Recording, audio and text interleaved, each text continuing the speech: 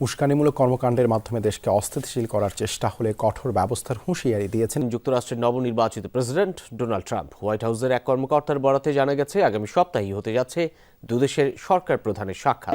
স্বরাষ্ট্র মন্ত্রণালয়ের দিকে এগিয়ে যাচ্ছে এবং এর সামনে ঠিক পুলিশ ব্যারিকেড দিয়ে রেখেছে, সেই চিত্রটি আপনাদের দেখানোর চেষ্টা করছি।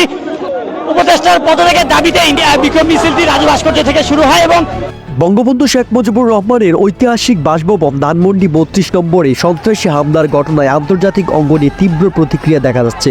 বিশেষ করে আমেরিকার নবনির্বাচিত প্রেসিডেন্ট ডোনাল্ড ট্রাম্প কঠোর ভাষায় এ হামলার নিন্দা জানিয়ে বাংলাদেশে মার্কিন সামরিক হস্তক্ষেপের হুঁশিয়ারি দিয়েছেন।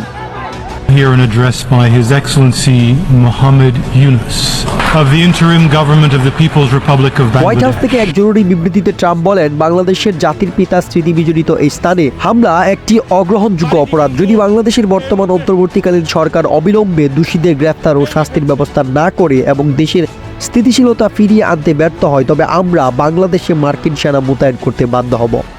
বিক্ষুব্ধ জনতার সেখানে একটা ক্ষোভের বহিঃপ্রকাশ আমরা দেখেছি। দুনিয়ার ইতিহাসে তার কোনো জায়গাতে তার তুলনা হয় না। আজ আমার গ্রামে গ্রামে গৃহহারার আর্তনাদ। বাংলাদেশের জনগণের শান্তি ও নিরাপত্তা নিশ্চিত করতে যুক্তরাষ্ট্র সব ধরনের পদক্ষেপ নিতে প্রস্তুত। আমরা চাই না বাংলাদেশ কোনো জঙ্গি রাষ্ট্রে পরিণত হোক। শেখ হাসিনার নেতৃত্বে স্থিতিশীলতা ফিরিয়ে আনাই এখন সবচেয়ে জরুরি।